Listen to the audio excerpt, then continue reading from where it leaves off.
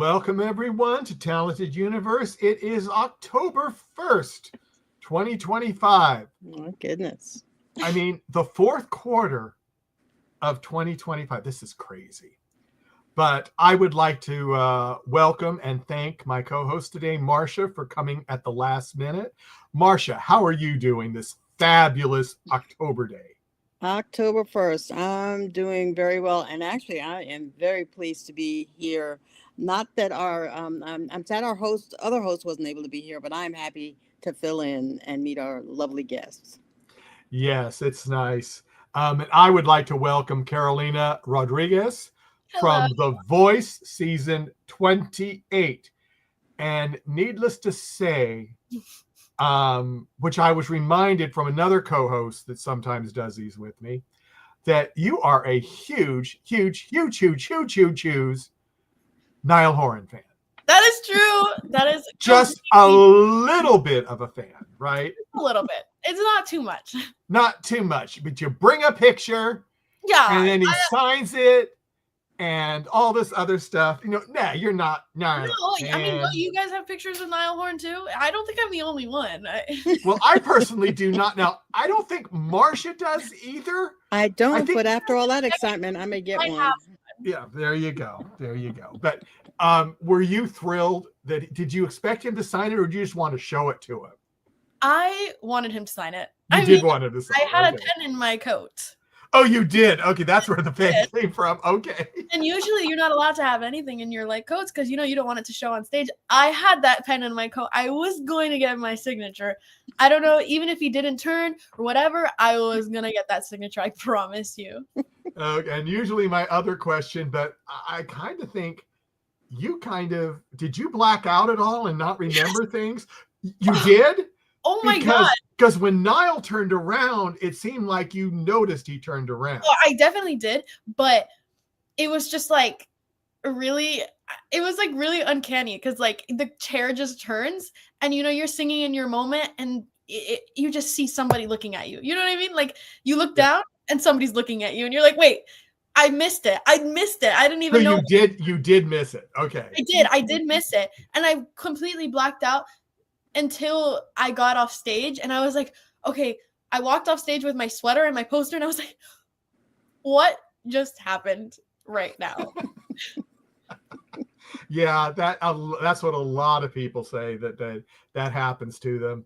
And it's totally understandable. Oh my God. It was something like I don't know what was happening.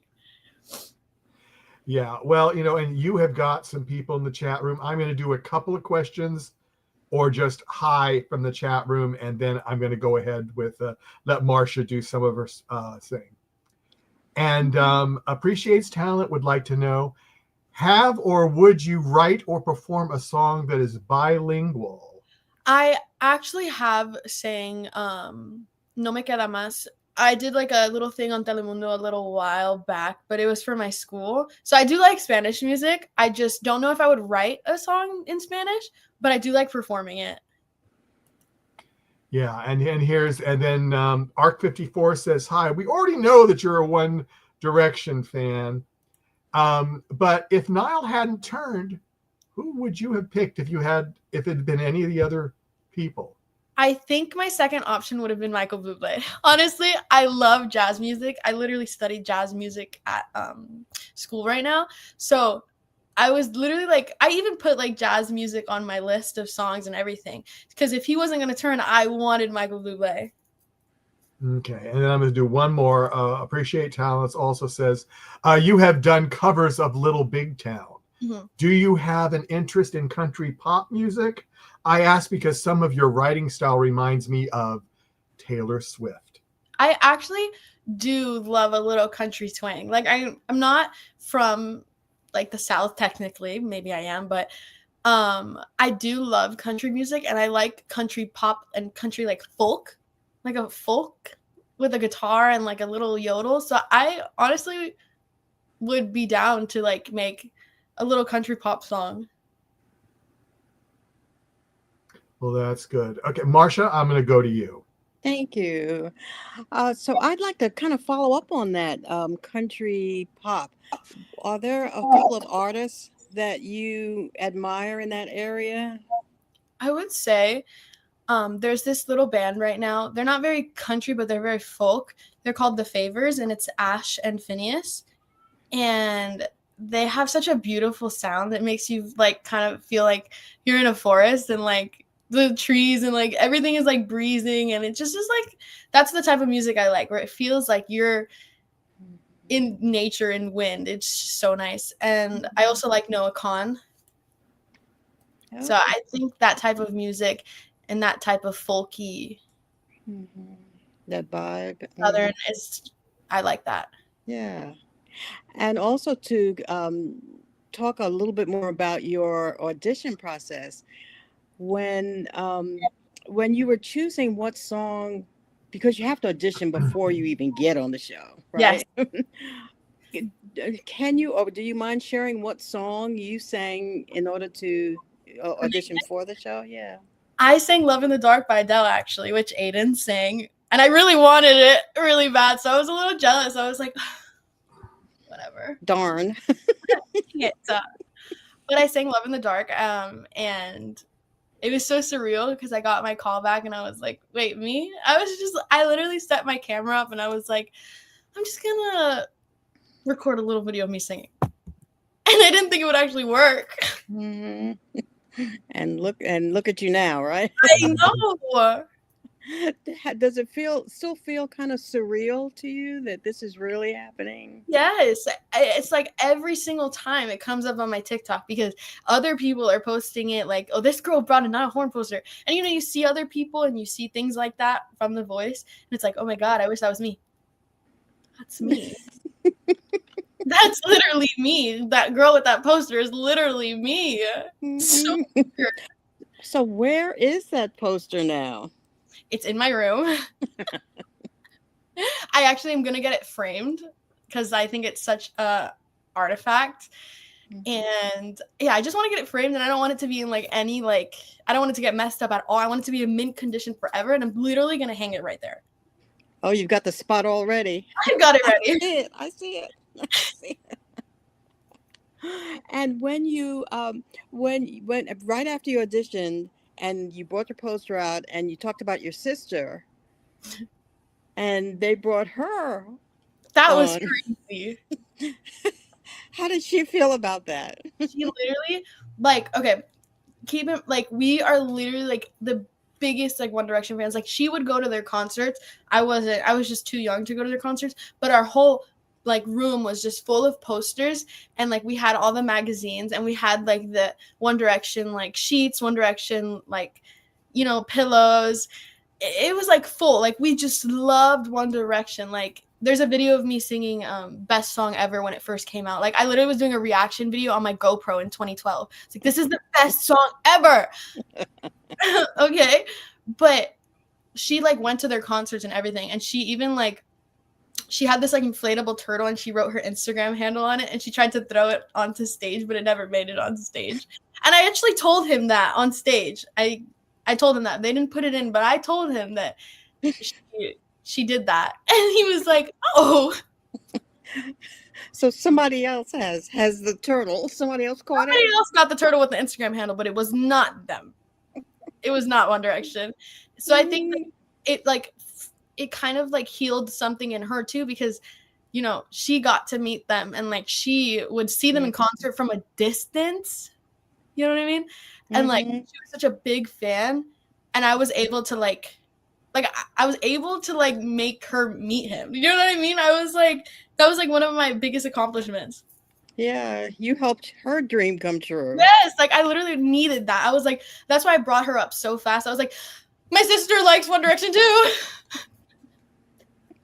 I was quick thinking, or did you kind of have it planned? No, I didn't have anything planned because it was just all in the moment. I was I need to show him the poster. I need to tell him that I love One Direction. I need to tell him that my sister loves One Direction, and I need to tell him that I love him. That's all that was running through my head. And how does your brother fit in all of this? My brother, he just is he's just had to like listen to it like the whole time while we were growing up. Just always. Like he knows the lyrics to the song. If I started playing One Direction, he knows it. I was literally doing a cover the other day in my room and he started singing it. He was like, "What does that say about me that I know that song just from the first two notes?" He's heard it so many times. Right. That's what it means. My kid too. Like it was insane. Self-defense kind of. Yeah. Mhm. So have the three of you done any numbers together? The three of you, your brother? No. No, they don't sing at all, actually. No one in my family sings at all. So it's kind of like it's kind of surprising. And like I'm just like I don't even know where I came from. Like they literally like no one has like a music ability in my family. Wow, that's amazing. Tried to learn guitar one time and then she gave up and then I took hold of the guitar and then I started learning it. She was like, "What? I don't even want the guitar." Well, Michael, I know there's some more questions. There are some questions. I'm going to get to those in a minute. Besides, well, it's actually someone stole one of my questions, so I'll go ahead and put it up. From Ebly Angulo, it says, "Besides singing, what are your favorite hobbies?" Okay, that's really hard because all I do is sing. There's got to be something else. No, I like to crochet, so I crochet. Oh, okay. That's like a really good like time killer. Like I'll just like lay in my bed crocheting with a TV show on for like so long. I like making little teddy bears, little sweaters. It's just like that's like my most peaceful thing. I also like to draw. If you can see, I put them on my wall. Yes. I like to draw and I like to paint. I also like to go out. I like to be with my friends. We like to go thrifting. Fun fact is that almost my whole blind audition outfit was I thrifted. So I love thrifting. And I like doing sports. I played volleyball for a good like 5 years. And I also like to play basketball, but I'm not really good at that one. I just like to play it. Well, but that's good. Okay, and the Max Amount says, "Hi, I was a One Direction fan when I was younger. My mom still is. When did you know that Niall was going to be one of the coaches, and did that scare you?" It scared me to something you'll never know. I can't even explain that feeling because I didn't know who would be the coaches. I just knew that I was selected and I was like, okay, this is awesome. But I did manifest him because me and my sister would watch The Voice, like only the seasons that he was on. We were like, that's going to be me. Like we kept just saying it. We were like, that's going to be me. Like who says that cannot be me? Oh, like what? So then it just happened. I don't know. They told us that the coaches and I was like, there's no way that I just manifested him into the coach lineup. Well, yeah, because he had not been on for a year. I know, and I expected him to be there because he was literally touring. Like there was like I just didn't think that he would be there. So it literally was like God heard me. I don't know. Somebody heard you. Somebody heard me. I don't know if it was One Direction fandom or God, but I thank them. Well, yeah, and I'm sure that just got you. Oh my God, okay, and Elizabeth says, Carolina, how you have a spectacular voice. What made you choose that song for the blind audition? So I put it on my list because I had a little plan. I knew that Niall Horan was a Taylor Swift fan. And I knew that he liked that song because I saw this cover that he did a little while back of it, and I was like, I know that he likes this song, so I'm gonna add this song to my list. It was not my first choice, but I wanted to do something different with it, and I wanted to like try and make it my own so that it was impressive. Yeah, they like that. Yeah, I wanted to make it my own, and like him knowing that he likes that song. And, that he's a Taylor Swift fan. And then to hear the song in a different way, I just thought it would have been perfect. And it kind of worked. So.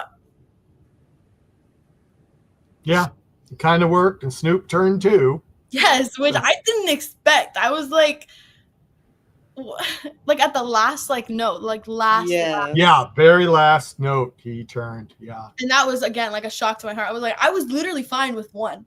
I honestly would have been fine with none. I was like, at least I'm here. Yeah. But when he turned it then, I was like, thank you. Yeah, I mean that is the thing. I mean, you only need one turn, and that's all you need. Fine. I was sailing. Yeah. Yeah, but there's a long way to go yet. But but it can be fun, what I've heard from other contestants. So, what if you hadn't gotten in with the blinds and you hadn't got on the show? What were you doing right before this all happened to you that you probably would have continued if you hadn't gone on The Voice? I've honestly still continued it. I mean, I was just going to school and I was working at my best friend's restaurant, Elaine's Osteria, and I was just like chilling. Like I was doing my schoolwork and I was going to work, and it was honestly just a great opportunity that came up. Wasn't going to pass it up, but I didn't stop school or anything for it. I still continued. Well, that's good. That's good. But Marcia, go back to you. We got a few more minutes. So. Yeah. So now that you've been able to spill the beans that you're on the show, we've all seen you. What about your friends? What kind of reactions have you been getting? That was insane. Like I literally it was crazy. I posted like my blind when it first came out, and it just was like my DMs were like flooded. Like I really couldn't respond to anybody until like 2 days later because I needed to like reel in like what just happened. Like there was just too much going on. People that I hadn't spoke to since I was like 12 were like, oh my God, I'm so proud of you. I remember when you used to sing at school and I was like, where did you come from? I forgot I even followed you. I'm not even gonna lie. And it was just like crazy. And it was such good like responses, and they were like, oh, I'm like so proud of you. And a lot of people like knew that singing was like my thing like forever. Yeah. So it was a lot of good reviews. Mm-hmm. And when I did want to delve into some of your skill practice, because you have a beautiful voice and you must develop it. And so how have you gone about developing your style, your voice itself? Mm-hmm.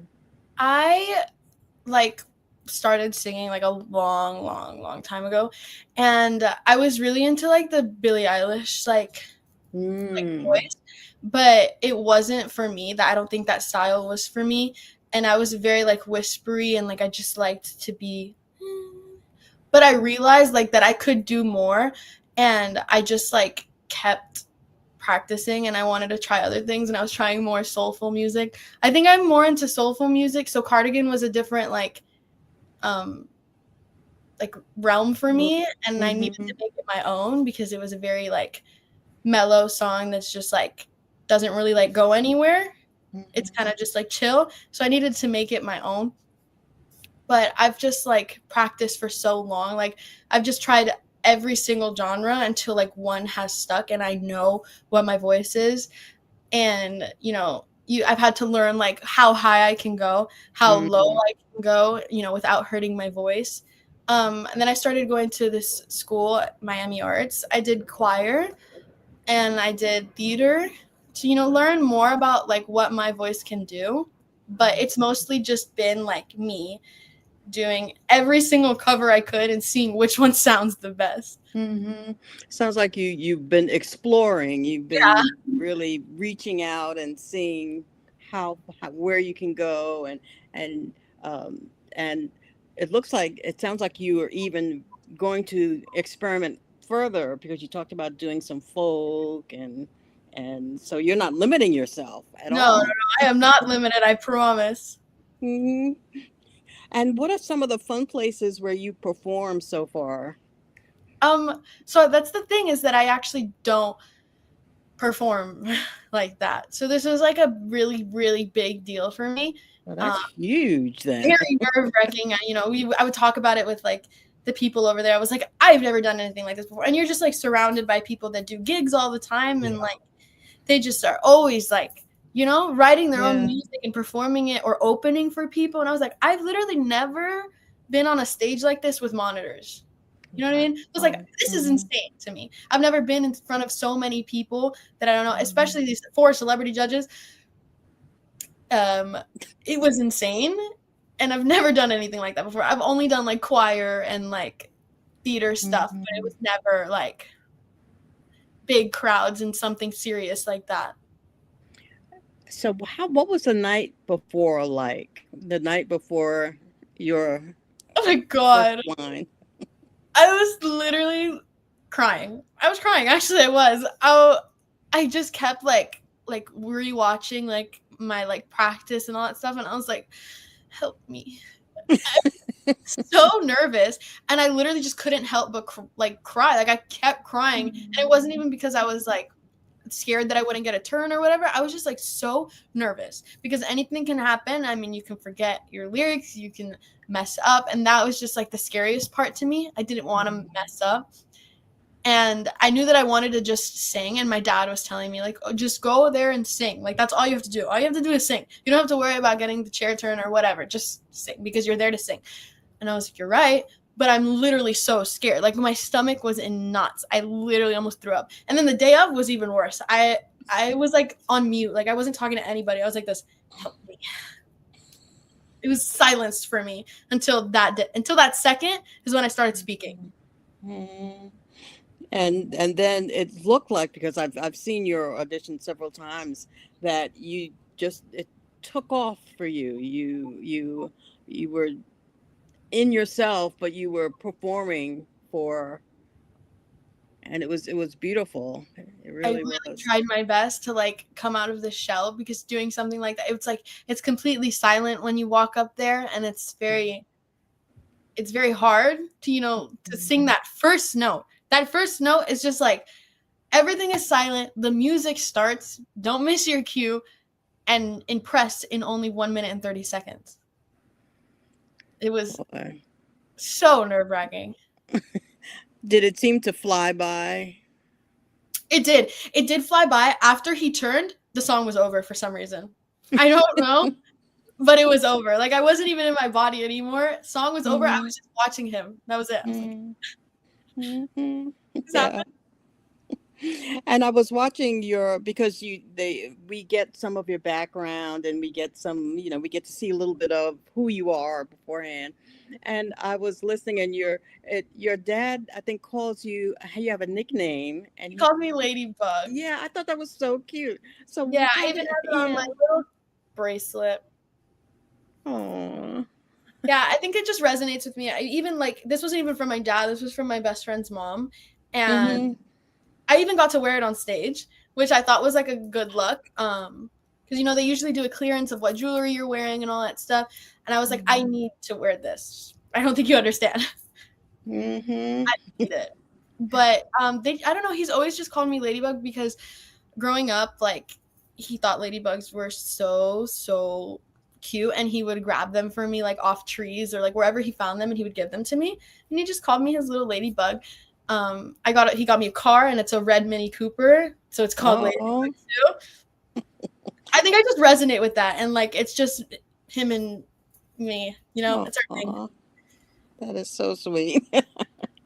Okay, back to you, Michael. Yeah, Justin has a question here. Justin Fields, you've done musical theater in the past. How is performing on the voice stage similar or different to performing in a stage musical? So I've actually never done a stage musical. What kind have you done? I've done it's a competition for like thespians where you kind of make a piece and you sing it in front of these like judges, but it's a really small room, and they kind of like grade you, and it's like you can get superior, excellent, or good. If you get superior, then you go to states and you perform it again. So I did She Used to Be Mine, and I also did something from the musical Anastasia, but it was completely different because it was like a small room, and very, very small. Like literally, like it could be the size of my room right now, and just like 4 people in front of you. It's very intimate, which is scary because they're right in front of you. Mm-hmm. I think that's a little bit scary because on The Voice, you know, you're on this big stage and it's dark and the crowd is next to you, but you can't really see them. You know, it's like But you know they're there. intimate. You know they're there though. You know that they're watching, but You it's know not they're there. intimate, and you don't feel like people are looking into your soul until they turn around, because then that's when they're looking into your soul. Then that's when I was. But they're just like completely different types of like nervous. Like Voice was just like, I've got a lot at stake right now. Like I've been here for so long and I need this chair turn. And then that Thespians, it's like, I've worked so hard and I would like my superior, but if I don't, I can do it again next year. This is a once in a lifetime opportunity unless I come again. But you know, that's, you know, hard. So it was just completely different. They're like uncomparable. That is so cool. And what do you believe so far have you taken away from this experience on The Voice? Honestly, I've taken away that like you just be yourself, because they love it. They love it. Like if you know, pretend to be somebody else, you're not going to go far, because they truly just love like who you are. And that's what I needed to learn, because in those interviews and all that stuff, you know, nobody knows you and you're just allowed to say whatever you want. You know, there's nothing to be nervous about because they don't know you.